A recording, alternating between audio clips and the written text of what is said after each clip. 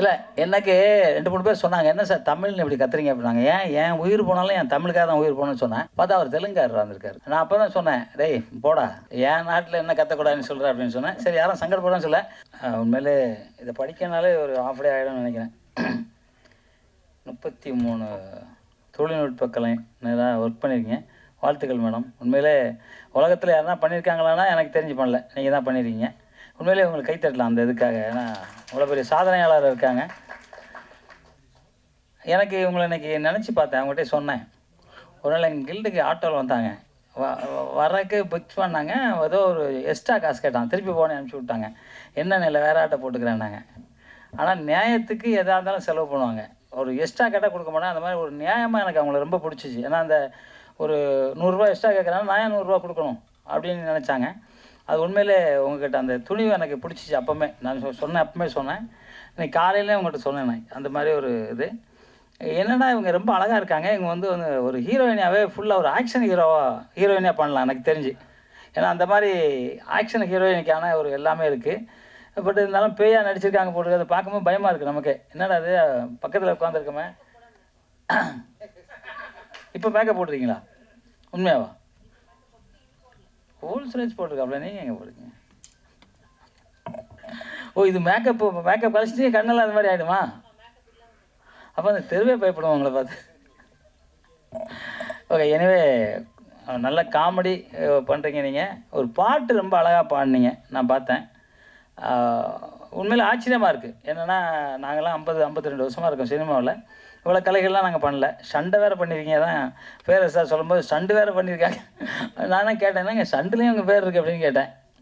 சரி அப்புறம் சொன்னேன், சண்டைலாம் கேட்டால் கற்றுக்குங்க, அடுத்த படத்துக்கு ஸ்டண்ட் மாஸ்டர் எல்லாம் போடுங்க, யாரையாவது ஒரு மாஸ்டர் போடுங்க அப்படின்னேன். இல்லை சில கலைகள் வந்து இந்த மாதிரி சண்டை, ரோப்பு கட்டணும், ரோப்பு அறுந்துடும், அதுக்கெல்லாம் ஆள் வேணும். ஃபயர் ஸ்டார்ட் பண்ணிங்கன்னா ஃபயர் வந்து எப்படி அணைக்கணும்னு எங்களுக்கு தான் தெரியும் இல்லையா? அது மாதிரி டான்ஸு நிறையா விஷயங்கள் அதுக்காக தான் நம்ம அதெல்லாம் சேஃபாக பண்ணுறது. ஏன்னா அந்த மாதிரி நீங்கள் பண்ணிக்கிட்டிங்கன்னா இன்னும் வெற்றியை ஈஸியாக தாண்டலாம். அதுக்காக நான் சொல்கிறேன். இப்போ இது வந்து பெருமை. உங்களுக்கு 10 அவார்டு உலக லெவலில் 10 அவார்டு வாங்கியிருக்கீங்க. உண்மையிலே பாராட்டுறோம் நாங்கள், சத்தியமாக நான் பாராட்டுறேன்.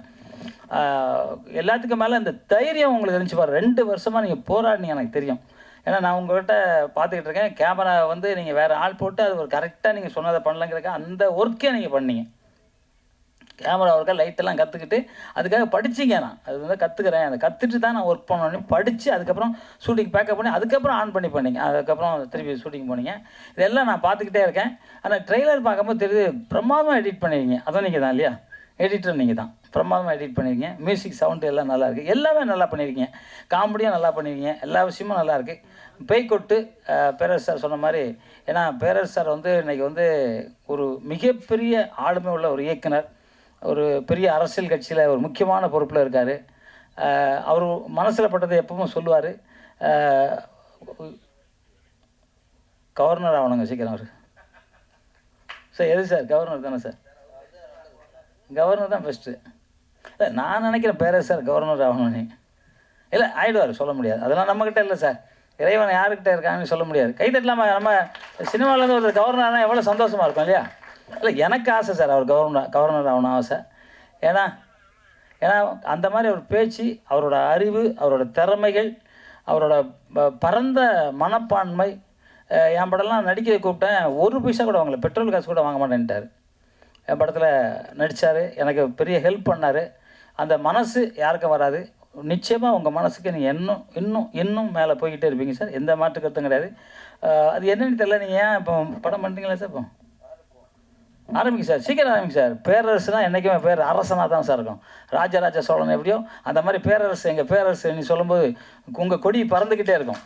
உலகத்திலே கடல் வழியாக போய் போரிட்ட முதல் உலகத்திலே தமிழ் அந்த பேரரசு ராஜராஜ சோழன். அந்த மாதிரி நீங்களும் வந்து நிறைய ஹீரோக்கள் வந்து இன்றைக்கி இல்லை, அவ்வளோதான் முடிஞ்சு போச்சுன்னவங்களாம் தட்டி எழுப்பி இமயமலை மாதிரி நிற்க வச்சு ஜெயிக்க வச்ச நீங்கள் பேரரசு. அது பெரிய விஷயம் இல்லை சார். உண்மையிலே வணக்கம் சார். நீங்கள் இந்த அளவுக்கு நீங்கள் வந்து அவங்கள வாழ்த்திருக்கீங்க, ரொம்ப மகிழ்ச்சி. கூல் சுரேஷு இப்போ வந்து கட்சி வேறு ஆரம்பிச்சிட்டாரு. ஜனாதிபதியா? ஓகே, ஜனாதிபதி கட்சி ஆரம்பிக்கக்கூடாது, அது தெரியாமல் கட்சி ஆரம்பிச்சு. அது வந்து கட்சியில் இருந்துங்க, பரவாயில்ல. கூலி சுரேஷ் வந்து ஹீரோவை நடிக்கிறேன், உண்மையிலே சந்தோஷமாக இருக்குது. கூலி சுரேஷ் ஹீரோவை நடிக்கிறேன், உண்மையிலே சந்தோஷமாக இருக்குது. நானும் ஒரு படம் ஹீரோவை நடிக்கிறேன்.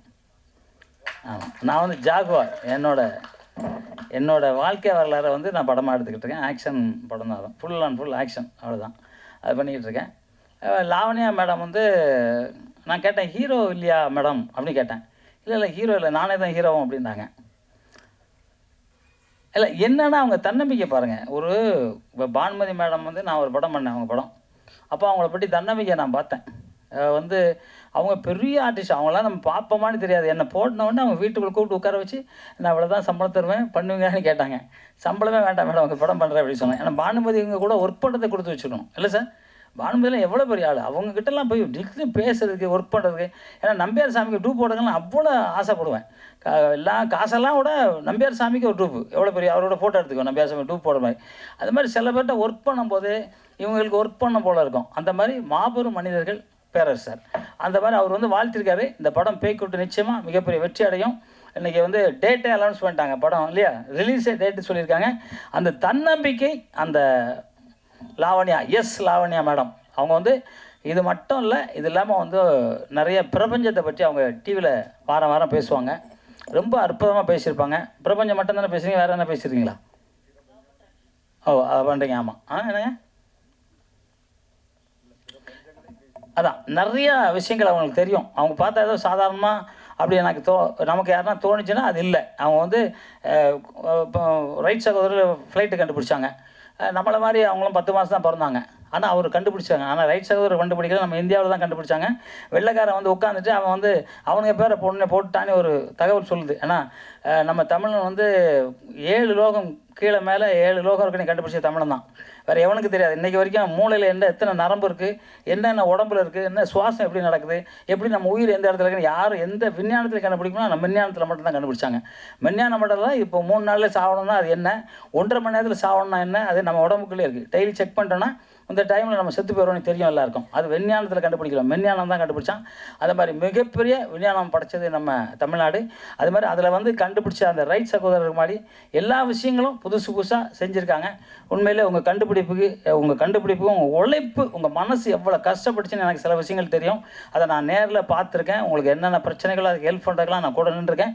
இப்போவும் உங்கள் கூட எந்த நேரத்தில் நாங்கள் எல்லாம் நிற்போம், வேறு சாராக இருக்கட்டும், எல்லோரும் நாங்கள் கூட இருப்போம். ஏன்னா ஒரு பெண் அப்படின்னு நான் சொல்ல விரும்பலை. பெண்ணுங்கிறவங்க பூமாதேவி. இந்த பூமாதேவி இல்லைன்னா உலகத்தில் ஒன்றுமே கிடையாது. அந்த மாதிரி ஒரு பெரிய அற்புதமான ஒரு பெண் நீங்கள் லாவண்யா மேடம். உங்கள் லாவண்யா மேடம், அது கூட பாருங்கள், லாவண்யா மேடம். அந்த மேடம் படம் மிகப்பெரிய வெற்றி அடையணும். பத்திரிகை நண்பர்கள் அனைவரும் இதை வந்து நீங்கள் தான் எடுத்துகிட்டு போகணும். ஏன்னா ஃபஸ்ட்டு ஒருத்தவங்க பண்ணியிருக்காங்க. பத்திரிகை எண்ணி சொன்னது படத்தில் பண்ணதான் சொன்னாங்க, நேரில் அவங்க பண்ணல. அது நம்ம தம்பி பண்ணுறாப்லையே அது இல்லை. பத்திரிகையில் சொன்னதில் பேர் சார் பத்திரிகை எண்ணி ஏன்னா நினச்சி இல்லை, பத்திரிகை வேறு ஆள் தான் பண்ணுறாங்க. அது படத்தில் அந்த பத்திரிகை எண்ணி போட்டிருக்காங்க நீ சொன்னோம். நிச்சயமாக அவங்களோட வெற்றி ரொம்ப சீக்கிரமாக வரணும். எல்லா விஷயத்துலையும் எல்லா லாங்குவேஜ்லையும் நீங்கள் படத்தை ரிலீஸ் பண்ணுங்கள். ஒரு லாங்குவேஜ் மட்டும் விட்டுறாதீங்க, தமிழ். ஏன்னா இந்த படம் வந்து எல்லா லாங்குவேஜும் போகிற படம். அது எல்லா லாங்குவேஜ்லையும் நீங்கள் பண்ணிங்கன்னா உங்களுக்கு வந்து மேக்ஸிமம் நீங்கள் போட்ட காசை விட மேலே எடுத்து திருப்பி நான் சொன்ன மாதிரி கூடிய சீக்கிரம் ஒரு மிகப்பெரிய ஆக்ஷன் படம் நீங்கள் ஹீரோயினாக பண்ணுங்கள். நான் ஃபைட்டு சும்மா பண்ணித்தரேன், காசே வேண்டாம். ஏன்னா ஒருவேளை அதுக்கும் நீங்கள் டெக்னீஷியனாக நீங்களே பண்ணிங்கன்னா ஃபைட் நல்லா இருக்குது. நாங்கள் வேறு மாதிரி எடுப்போம், நீங்கள் வேறு மாதிரி எடுப்பீங்க இல்லையா? அதான் சொன்னேன் ஃபைட்டை பார்த்தோன்னு சொன்னேன், மேடம் கொஞ்சம் கற்றுங்க ஃபைட்டு அப்படின்னேன். இல்லை எனக்கு தெரியும் அப்படின்னாங்க. ஓகே, இன்னும் கொஞ்சம் கற்றுங்க ஃபைட்டு அப்படின்னேன். ஏன்னா சினிமா வந்து எல்லோரும் நம்ம ஹீரோன்னா யார், ஒரு 100 பேர் அடிக்கணும், அதான் ஹீரோ. முறையில் 100 பேர் அடிக்க முடியாது, தெரியாது.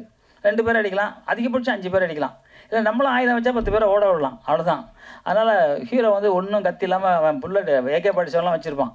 அதெல்லாம் வந்து பீரங்கெல்லாம் வச்சுருப்பான், அவெல்லாம் தூக்கி போட்டு பீரங்கெல்லாம் அடித்து விட முடியும் ஹீரோ. அது சினிமா. அது வந்து என்ன பில்டப் பண்ணுவோம் அதை தான் ரசிக்கிறாங்க. யதார்த்தம்லாம் இப்போ ரசிக்கிறதில்ல. என்ன முடியாதோ அதெல்லாம் ரசிப்பாங்க. அதனால் படத்தில் நம்ம என்னென்ன முடியாதோ அதெல்லாம் எடுத்துட்டோன்னா நல்லாயிருக்கும். இந்த படம் எல்லா மிக முக்கியமான நடிகர்களை வச்சுருக்கீங்க. அந்த பாப்பா சொல்லுவாங்க, நாயும் பேயும். நல்ல டைலாக் இருக்குல்ல, டைட்டில் வைக்கலாம். நாயும் பேயும் முன்னணி கதாபாத்திரம் நடிச்சிருந்தாங்க. மேடம் தான் நடிச்சிருக்காங்க முன்னணி. அப்படியா? ஆனால் எங்களுக்கு அப்படி கேட்கல. நல்ல முன்னணியில் பண்ணாங்கன்ன மாதிரி சொல்லிச்சு. இருந்தாலும் எல்லா இதுலேயும் மேடம் தான் நடிச்சிருக்காங்க. இந்த படம் பேய்க்கூட்டு மிகப்பெரிய வெற்றி அடைய மனமார்ந்த வாழ்த்துக்கள் சொல்லி, எல்லா பத்திரிகையாளரும் உங்கள் ஆதரவை அவங்களுக்கு கொடுக்கணும் அப்படிங்கிறது உங்கள் கைத்தட்டலோட, மக்களோட கைத்தட்டலோட நான் கேட்டுக்கிறேன், அவங்களுக்கு கொடுக்கணுன்ட்டு. எப்பவும் நான் சொல்கிற மாதிரி அம்மாவை மதிங்க, அப்பாவை மதிங்க. உலகத்திலே இந்தியனாக பிறந்தால் தான் உலகத்திலே மிகப்பெரிய புண்ணியம். அதில் தமிழ்நாட்டில் தமிழனாக பிறக்கிற கொடுத்து வச்சுருக்கணும். ஏன்னா சித்தர்கள்லாம் எவ்வளோ இது விஷயங்கள் கண்டுபிடிச்சி அவங்க எழுத்து மூலியமாகவும் மறைமுகமாகவும் நிறையா பேருக்கு சொல்லியிருக்காங்க. அந்த தமிழில் நம்ம இருக்கிறது நம்ம பெருமைப்படும். தமிழ் வாழ்க, தமிழ் வெல்க, தமிழன் வென்றே தீர்வான். நன்றி, ஜெய்ஹிந்த். முதல்ல இங்கே நான் நிற்கிறதுக்கு காரணமாக இருந்த இந்த மேடை அமைச்சு கொடுத்த எல்லா ஒர்க்கர்ஸ், அதுக்கு ஹெல்ப் பண்ணிட்டு கொடுத்த சின்னையா அவர்கள், ஆர்ஜே ராஜேஷ் அவர்கள், அப்புறம் நம்ம எல்லாத்தையும் இணைக்கிறதுக்கு ஒரு பாலமாக இருந்த பிஆர்ஓ மிஸ்டர் சிவா அவர்கள், அப்புறம் ஜோதி சார், இந்த தேட்டரோட உரிமையாளர், எல்லாத்துக்கும் நான் ஃபஸ்ட்டு நன்றி சொல்லிக்கிறேன். இந்த டீ கடை ஒன்று இருக்குது, அவங்க கூட இது சர்வீஸ் பண்ணிகிட்ருக்காங்க. ஸோ யாரெல்லாம் சர்வீஸ் பண்ணியிருக்காங்க, இந்த ஒரு விஷயத்தில் நம்ம இங்கே உட்காந்துருக்கோம், நம்ம எல்லாம் இணைஞ்சிருக்கோன்னா அவங்களால தான். So I want to thank every one of them first. அதுக்கப்புறம் நான் இப்போ வெல்கம் பண்ணுறதுக்கு ஜாகுவர் சார், ஸ்டண்ட் மாஸ்டர், அவங்கள வெல்கம் பண்ணுறேன். பேரரசு சார், வண்டர்ஃபுல் டைரக்டர், அவங்களையும் வெல்கம் பண்ணுறேன். கூல் சுரேஷ் சார், அவங்களையும் வெல்கம் பண்ணுறேன். He's a new hero, upcoming hero. So எல்லாருமே அவருக்குமே சப்போர்ட் பண்ணுங்க. ஸோ இது மட்டும் இல்லாமல் TV, media, press, YouTube and எல்லாத்தையுமே நான் வெல்கம் பண்ணுறேன். ஸோ என்னை பற்றின ஒரு intro, small intro. I am also a normal person like you. ஒரு கனவுகளோடையும் ஒரு ஆசைகளோடையும் நாமளும் இந்த ஒரு வாழ்க்கையில் சாதிச்சிட மாட்டோமா அப்படின்னு ஒரு லைஃப்பை எடுத்துகிட்டு போகிற ஒரு நார்மலான ஒரு பர்சன் தான். இங்கே நிற்கிறேன் அப்படிங்கிறதுனால பெருசாக ஒன்றும் எதுவும் டிஃப்ரென்ஸ்லாம் கிடையாது. எல்லாருக்குள்ளாரையும் இருக்கிற ஒரு நியாயமான ஆசைகள். நம்மளும் ஒரு 4 பேர்த்துக்கு தெரிஞ்ச ஒரு பர்சனாக ஆகணும். நம்மளும் ஏதோ ஒன்று வாழ்க்கையில் சாதிச்சுட்டு தான் இந்த உலகத்தை விட்டு போகணும். இல்லை இந்த வாழ்க்கைக்கு வாழ்கிறதுக்கு ஒரு அர்த்தம் இல்லை. எல்லாருமே படிக்கிறோம், உழைக்கிறோம், சாதிக்கணும், இதை பண்ணோம், அதை பண்ணணும்னு ஓடிக்கிட்டே இருக்கோம். பின்னாடி திரும்பி பார்த்தோன்னா நம்ம வாழ்க்கையில் என்னத்தை சாதிச்சோன்னு பார்த்தா ஒன்றுமே இல்லை. அடுத்தவங்களுக்காக வாழ்ந்து வாழ்க்கை போயிடுது. கடைசியில் நம்மளுக்குன்னு ஒரு ஆம்பிஷன் இருக்கே, அதுக்குள்ளே வயசு போயிடும். வயசு போச்சுன்னா உங்களுக்கு ஆப்பர்ச்சுனிட்டி கிடைக்காது. இங்கே சினிமா துறை அப்படின்னு வரும்போது பார்த்திங்கன்னா நிறைய உங்களுக்கு சேலஞ்சஸ். நீங்கள் ஸ்டார் கிட்டாக இருந்தீங்கன்னா டைரக்ட் என்ட்ரி. நான் ப்ராக்டிக்கலாக சொல்கிறேன், உண்மையை சொல்கிறேன், யாரையும் காயப்படுத்துன்ற ஒரு நோக்கத்தோடு சொல்லலை. இயற்கையாக என்ன போயிட்டுருக்கு அதுதான் ப்ராக்டிக்கலாக சொல்கிறேன். ஸோ அப்போ நம்ம எந்த ஸ்டார் கிட்டும் கிடையாது, நம்மளுக்கு எந்த பேக்கப்பும் கிடையாது. ஆனால் மனசுக்குள்ளே ஒரு ஆசை வந்துருச்சு, பாடணும் அப்படிங்கிற ஒரு ஆசை. சின்ன வயசுலேருந்து ஜானகி அம்மா, சுசீலா அம்மா, மின்மினி, இந்த மாதிரி இருக்கவங்களோட பாடல்கள், அதுக்கப்புறம் ஸ்ரேயா கோஷால், இவங்களோட பாடல்கள்லாம் கேட்டு கேட்டு இன்ஸ்பயர் ஆகி தான் கொஞ்சம் கொஞ்சமாக வளர ஆரம்பித்தேன். அப்புறம் ஒரு காலேஜ் அப்படின்னு போகும்போது இதையே ஒரு படிப்பாக எடுத்து நம்ம ஏன் படிக்கக்கூடாது, எங்கே போனாலும் ப்ரைஸ் வாங்குகிறேன், எல்லாரும் பாராட்டுறாங்க, அவங்க சொல்லும் போது தான் நம்மளுக்குள்ள ஒரு திறமை இருக்குது போல இருக்குது அப்படின்னு தெரிஞ்சது. ஸோ நம்மளுக்கு ஒரு திறமை இருக்குதுன்னு புரியறது கூட அடுத்தவங்க சொல்லும் போது தான் நம்மளுக்கு தெரியுது. அந்த நிலையில தான் நம்ம இருந்தோம். ஸோ இது எல்லாம் முடிச்சு, காலேஜெல்லாம் முடிச்சு, நம்மளோட வயசு வாலிபம் எல்லாம் ஒரு 20, 25 அப்படி வரும்போது, சரி இண்டஸ்ட்ரிக்குள்ளார வரும்போது தெர் ஆர் சம் என்ன சொல்கிற சேலஞ்சஸ். என்னை பொறுத்த அளவுக்கு எந்த சேலஞ்ச் கொடுத்தாலும் அதை நான் செய்யறதுக்கு நான் ரெடியாக இருக்கேன். பட் அந்த டிமாண்ட்ஸ் ஒரு நியாயம் உள்ள ஒரு விஷயங்களாக இருந்தால் நம்ம செய்யலாம், நியாயம் இல்லாத விஷயங்கள் நம்ம செய்ய முடியாது. நான் மேடைக்காக நான் பேசலை, நம்ம மனசில் இருக்க எல்லாருடைய ஆதங்கத்தையும் நான் இப்போ நான் பேசிகிட்டு இருக்கேன், வேறு எதுவுமே கிடையாது. இங்கே யாரையும் நான் காயப்படுத்தலை, ஸோ தவறாக யாரும் நினச்சிக்காதீங்க. இப்போ நம்ம வந்து ஒரு இடத்துல நம்ம போகிறோம், ஒரு ஆப்பர்ச்சுனிட்டின்னு சொல்லி கேட்டால் அந்த ஆப்பர்ச்சுனிட்டி வந்து நியாயமாக கிடைக்குதா? கிடைக்கிறது இல்லை. திறமைக்கு கிடைக்குதா? கிடைக்கிறது கிடையாது. ஆனால் இது வந்து எல்லா சினிமா துறையில் இருக்கவங்களையும் நம்ம குறை சொல்லிட முடியாது. ஒரு 75% பீப்புள் ரொம்ப நல்லவங்க இருக்காங்க சினிமா துறையிலையும் சரி, எல்லா இண்டஸ்ட்ரியிலையும் சரி. இந்த ஒரு 25% இருக்காங்க இல்லைங்களா, அவங்க பண்ணுற சின்ன சின்ன தவறுகள் இந்த 75% பீப்புளையுமே அது அஃபெக்ட் ஆகுது. ஒரு இமேஜ் வந்து ஒரு பேட் இமேஜ் கொடுக்குது. சினிமா பீப்புள்னால் ஒரு கிரேஸ் இருக்குது, எல்லாமே இருக்குது, அவங்கள பற்றின ஒரு மதிப்பு மரியாதை எல்லாமே இருக்குது. அந்த படத்தில் நம்ம ரசிக்கிறோம். ஆனால் ஒரு இமேஜ் என்ன கிரியேட் ஆகிருக்கு நம்மளை பற்றி? தவறான ஒரு இமேஜ். எதனால்? ஒரு சிறுபான்மையினர் பண்ணக்கூடிய தவறுனால. என்ன டிமாண்ட்ஸ் கேட்குறாங்க? நான் ஓப்பனாகவே சொல்கிறேனே, எந்த பொண்ணாக இருக்கட்டும் ஆணாக இருக்கட்டும், போன உடனே ஃபஸ்ட்டு என்ன கேட்குறாங்க? அட்ஜஸ்ட்மெண்ட் பண்ணுறியா, இன்வெஸ்ட்மெண்ட் பண்ணுறியா, பசங்களாக இருந்தால் இன்வெஸ்ட்மெண்ட் பண்ணுறியா. So this is the basic thing. So நம்ம இதெல்லாம் பார்க்குறதுக்கு தான் இவ்வளோ தூரம் படிச்சுட்டு வந்தோமா? இதை பண்ணால் தான் வந்து ஒரு ஆப்பர்ச்சுனிட்டி கிடைக்கணும்னு படிச்சிருக்கவே வேணாமே. ஸோ அட் லாஸ்ட் நம்ம என்னென்னா, சரி நம்மளோட வாழ்க்கையை நம்ம திருப்பி போய் ஸ்டார்ட் பண்ணவும் முடியாது. ஆனால் நம்மளுக்குள்ள திறமை இருக்குன்னு நம்மளுக்கு நம்பிக்கை இருக்குது. அடுத்தவங்களுக்கு எப்படி நம்ப வைக்கிறது? ஒரு திறமை கிடைச்சாதான், ஒரு வாய்ப்பு கிடைச்சாதான். அந்த வாய்ப்புக்கு இந்த மாதிரி ஒரு விஷயங்கள் டிமாண்ட் இருந்ததுன்னா எப்படி உங்களால் உங்களோட திறமையை வந்து காமிக்க முடியும்? அப்போ இப்படியே போய் சேர வேண்டியது தான். இந்த மாதிரி புதஞ்சு கிடைக்கிற எத்தனையோ திறமைகள். இன்றைக்கி நான் வந்து 32 டிபார்ட்மெண்ட்ஸ் பண்ணியிருக்கேன் அப்படின்னா இது நான் சாதிச்சதான் நான் நினைக்கவே இல்லை. இப்போ கூட நான் சொல்கிறேன், எனக்கு 10 வேர்ல்டு ரெக்கார்ட்ஸ் கிடச்சிருக்கு. லண்டன், சரிங்களா, யூஎஸ்ஏ, அந்த மாதிரி டிஃப்ரெண்ட் கண்ட்ரீஸ்லேருந்து கிடச்சிருக்கு. அப்போது எனக்கு அந்த சாதித்த அந்த ஒரு நிலை எனக்கு மைண்டில் தோணலை. எவ்வளோ நம்ம படித்தாலும் நம்ம லேர்னர் தான். That is what I feel. இன்னும் படிக்கிறதுக்கு நிறையா இருக்குது. சினிமாங்கிறது ஒரு கடல். அதில் சில பேர் இவ்வளோ ஒரு டம்ளர் குடிக்கிறாங்க, ஒருத்தர் மக்கு குடிக்கிறாங்க, அவ்வளோதான். அதுக்குள்ளே நம்ம வயசு பத்துறதில்லை. So this is what we undergo. So இந்த சுச்சுவேஷனை வந்து நம்ம மாற்றணுன்னா நம்ம வந்து ஒரு சின்ன சின்ன ரூல்ஸ் கொண்டு வரலாம் நம்மளோட சினிமா துறையில். நான் வந்து இது என்னோடய ஆதங்கமாக சொல்கிறேன், சரிங்களா? இதில் வந்து எந்த விதமான வேறு எந்த நோக்கமும் கிடையாது. ஒரு சஜஷன்ஸ் என்ன அப்படின்னா, எந்த ஒரு நீங்கள் ஜாபுக்கு போகிறதா இருந்தாலும் நீங்கள் படிச்சிருக்கீங்களா, உங்ககிட்ட ஒரு பட்டப்படிப்பு இருக்கா, உங்களுக்கு ஒரு வேலை கிடைக்குது, உங்களோட குவாலிஃபிகேஷன் பார்த்து, இல்லை உங்களோட எக்ஸ்பீரியன்ஸ் பார்த்து. ஆனால் நம்மளோட கல்ச்சர் மாறி போச்சு, காலம் மாறி போச்சு, விலைவாசி மாறி போச்சு, சரிங்களா, எல்லாமே மாறி போச்சு. ஆனால் அந்த காலத்தில் மக்கள் எப்படி வந்து இந்த சினிமா துறையை வந்து பார்த்தாங்க, அந்த கண்ணோட்டம் இன்னும் மாறலைன்னு சொல்கிறேன். எப்படி தெரியுங்களா? அந்த கான்டாக்ட்ஸ் இருந்தால் மட்டுமே உங்களுக்கு ஆப்பர்ச்சுனிட்டிஸ் கிடைக்கும். இவனுக்கு இவன் தெரியும், அவனுக்கு அவன் தெரியும், அவன் சொன்னால் நான் எடுத்துக்கிறேன். இவன் ஸ்டார் கிட்ட உனக்கு ஒன்றுமே தெரியலனாலும் சரி, நான் உனக்கு சொல்லி கொடுத்து எடுக்கிறேன்,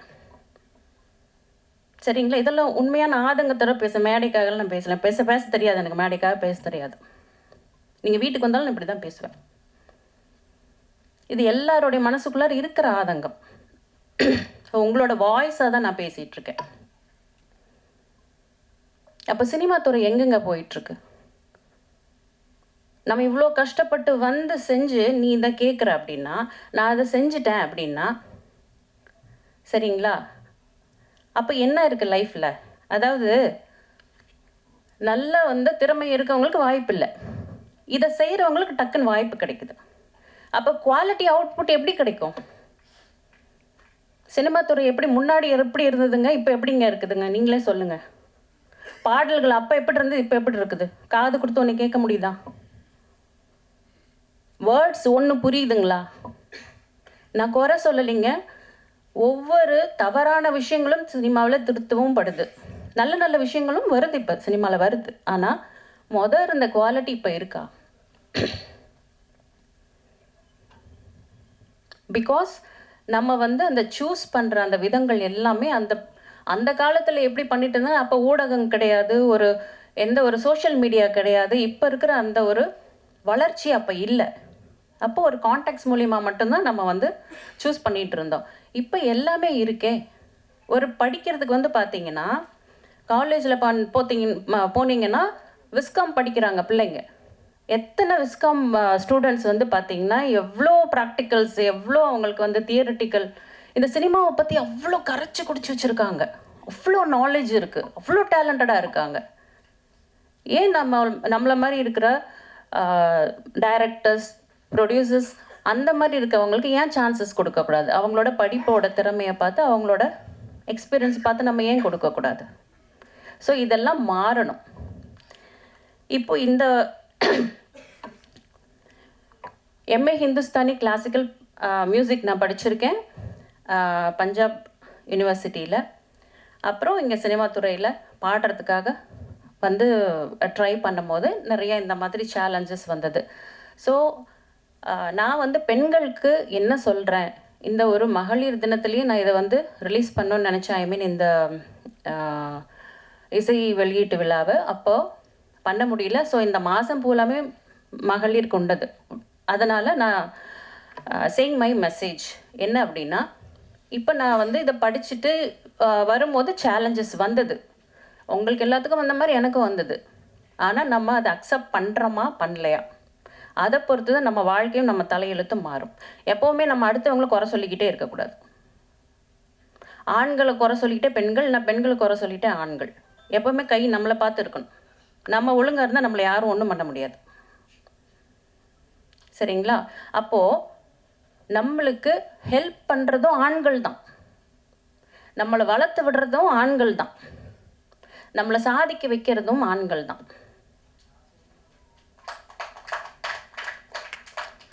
நம்ம ஒரு இடத்துக்கு வந்ததுக்கப்புறம் நம்ம வீட்டில் இருக்கிற அப்பா அம்மா, இல்லை கணவன், இல்லை ஒரு பாய் ஃப்ரெண்ட், இல்லை ஃப்ரெண்டு, இவங்களும் நம்மளை பார்த்து சந்தோஷப்படுறதுக்கும் ஆள் இருக்குது, ஒரு சகோதரன், எல்லாமே.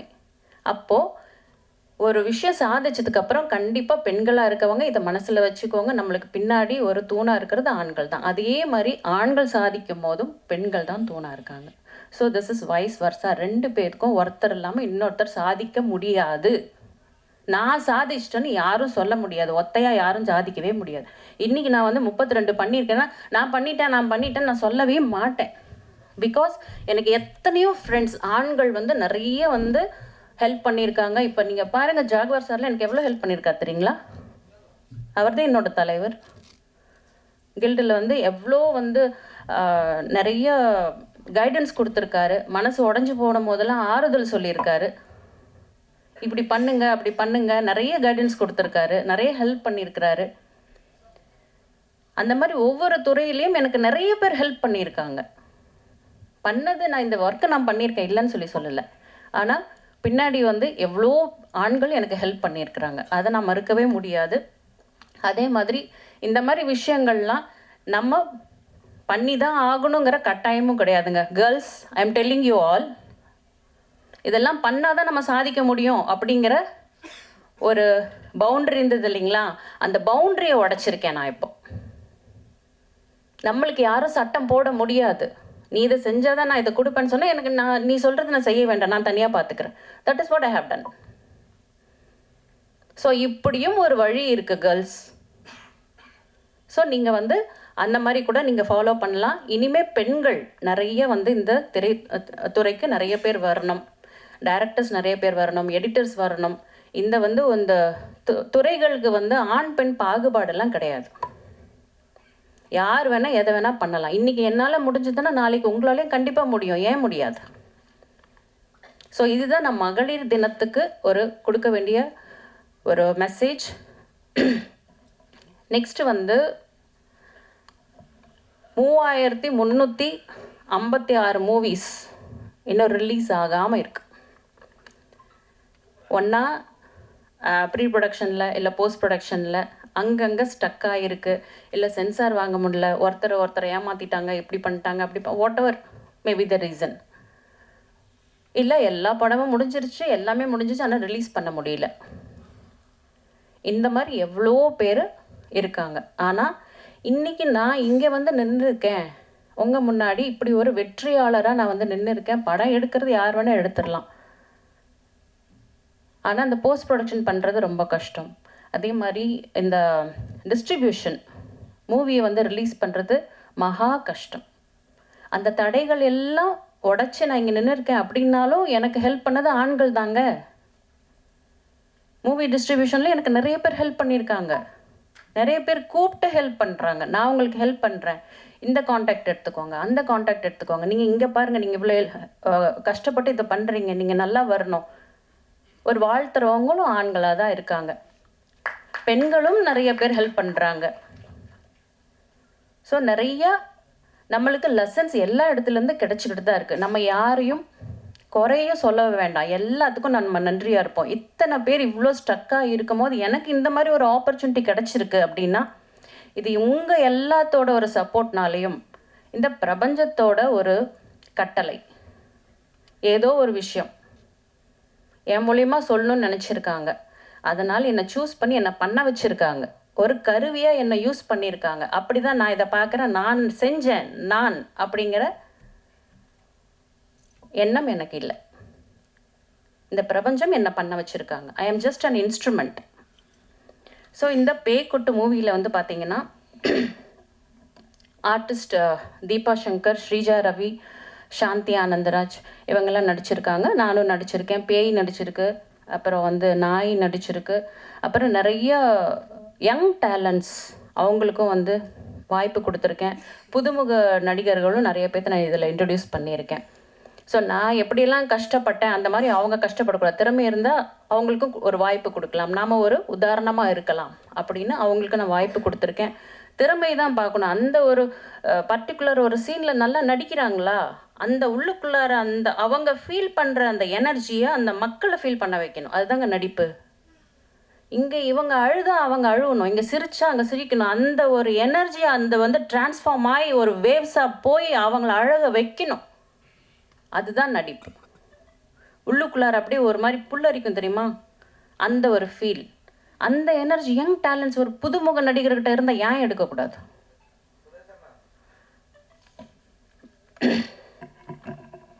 ஸோ அது மாதிரி புதுமுக நடிகர்களுக்கும் இதில் வந்து சான்ஸ் கொடுத்துருக்கேன். அப்புறம் இந்த படத்தை வந்து எடுக்கும் போது நிறைய சேலஞ்சஸ் இருந்தது. ஒரு லொக்கேஷன் பார்க்கணும், ஒரு லைட்டிங், எடிட்டிங் பண்ணும்போது ஒவ்வொரு விஷயத்தையும் கற்றுக்கிட்டு பண்ணுறது, அந்த மாதிரி நிறைய இடத்துல ஸ்டக் ஆகி ரொம்ப கஷ்டப்பட்டு. ஆனால் எல்லாத்துக்குமே ஒரு எனர்ஜி கொடுத்தது இந்த யூனிவர்ஸ், இந்த பிரபஞ்சம். அதே மாதிரி உங்களை மாதிரி எல்லா நிறைய டைரக்டர்ஸ் ஹெல்ப் பண்ணியிருக்கிறாங்க. நிறைய பேர் எடிட்டர்ஸ் கிட்ட ஏதாவது ஒரு ஹெல்ப் கேட்டால் கூட அவங்க சொல்லி தருவாங்க. ஸோ இந்த மாதிரி நிறைய விஷயங்கள் என்னோடய சேலஞ்சஸில் வந்து நடந்திருக்கு.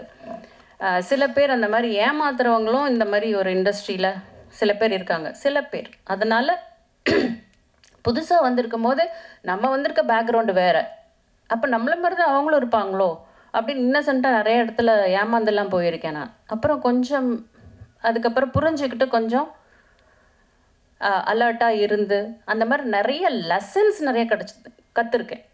32 டிபார்ட்மெண்ட்ஸ் பண்ணேன் அப்படிங்கிறத விட இதை வச்சு நான் கற்றுக்கிட்ட விஷயங்கள் நிறைய இருக்குது. அப்புறம் வந்து பார்த்தீங்கன்னா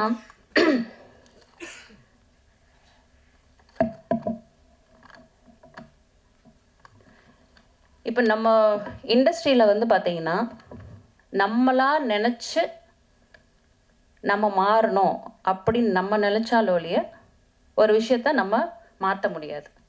என்னதான் எத்தனை தான் படம் வந்தாலும், எத்தனை கருத்துக்கள் வந்தாலும், என்னதான் இது பண்ணாலும், திருடனாய் என்ன தோன்றி இல்லை திருடனாய் பார்த்து திருந்தாவிட்டால் திருட்டை ஒழிக்க முடியாதுன்னு சொல்லுவாங்க. அது மாதிரி இந்த படத்தோட மெசேஜ் என்ன, இந்த மாதிரி ஒரு டேலண்ட்ஸ் அதுக்கு வந்து வாய்ப்பு கொடுக்கணும்.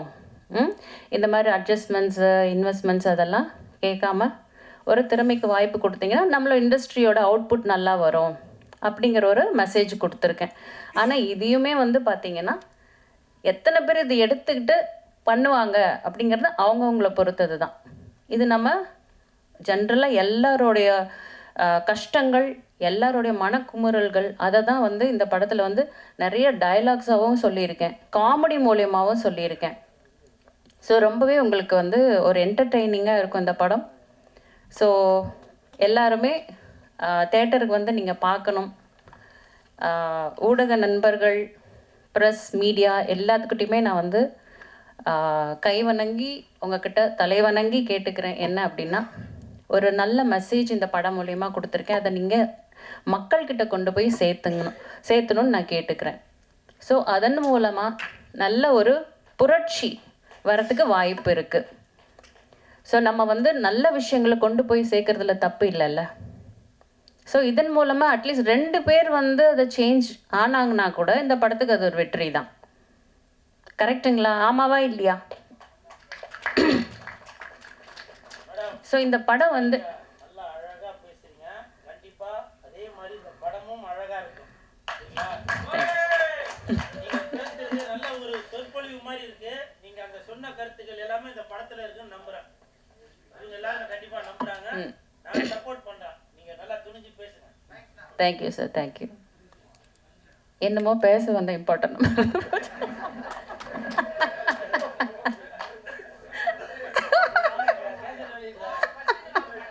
ஃபர்ஸ்ட்ல எல்லா கோட்டாலையும் ஃபர்ஸ்ட்லேருந்து மறுபடியும் பரோட்டா சாப்பிட்ற சூரிய மாதிரி.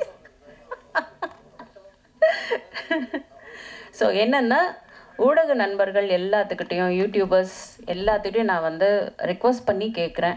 எத்தனையோ விஷயங்கள் நம்ம வந்து வியூஸ் கிடைக்குது. ஏன்னா நானும் ஒரு யூடியூபர் தான். 4 யூடியூப் சேனல் இருக்குது. ஒன்று வந்து ஒரு சர்வீஸாக வந்து இந்த பிரபஞ்சத்தை பற்றி பேசிக்கிட்டு இருக்கேன். சரிங்களா? லா ஆஃப் அட்ராக்ஷன், ஈர்ப்பு விதி அப்படின்னு ஒரு விஷயம் இருக்குது. இன்றைக்கி நான் இங்கே நிற்கிறேன் அப்படின்னாலும் அந்த ஈர்ப்பு விதி தான் காரணம். நம்ம பாசிட்டிவாக ஒரு விஷயத்தை நம்ம நம்பி இது நம்மளுக்கு நடக்கும் நடக்கும் நடக்கும் அப்படின்னு நீங்கள் நம்பி உங்களோட தாட்டை நீங்கள் அதில் போட்டுக்கிட்டே இருந்தீங்கன்னா கண்டிப்பாக நடக்கும். ஸோ அந்த மாதிரி ஒரு விஷயங்கள் தான் நான் அந்த யூடியூப் சேனல்லே சொல்லி கொடுத்துட்ருக்கேன். எஸ் லாவண்யா டைரக்டர்னு அடிச்சிங்கன்னா உங்களுக்கு யூடியூப் சேனல் கிடைக்கும். ஸோ லட்சமான மக்களோட வாழ்க்கை அதனால் மேம்படுது. நிறைய பேர் அவங்களோட ஆசைகள் ஈடேறிக்கிட்டு இருக்கு. ஸோ அதனால் இந்த பிரபஞ்சத்துக்கிட்ட நான் ரொம்பவே வந்து வணங்கி கேட்டுக்கிறேன். அது உங்கள் எல்லாத்துக்கிட்டையும் கேட்டுக்கிறேன். கண்டிப்பாக நீங்கள் வந்து எல்லோரும் சப்போர்ட் பண்ணிக்கிட்டு இருக்கீங்க. ஆல்ரெடி உங்கள் எல்லாத்துக்குமே இந்த பேய்க்கொட்டு படம் பிடிச்சிருச்சு. நீங்கள் எல்லாருமே சப்போர்ட் பண்ணிக்கிட்டு இருக்கீங்க. தேட்டரில் அருமையாக ரிலீஸ் ஆக போது. நீங்கள் எல்லாருமே அருமையாக சப்போர்ட் பண்ணுறீங்க. And all press, media and all YouTubers, everyone, I would like to thank you from the bottom of my heart, and thank you so much every one of you for coming here and supporting us and extending all the support for all of us towards this பேய்க்குட்டு movie. And இங்கே வந்திருக்க எல்லா celebrities எல்லாத்துக்குமே நான் வந்து நன்றி சொல்லிக்கிறேன். எல்லாருக்குமே நன்றி. Thank you so much.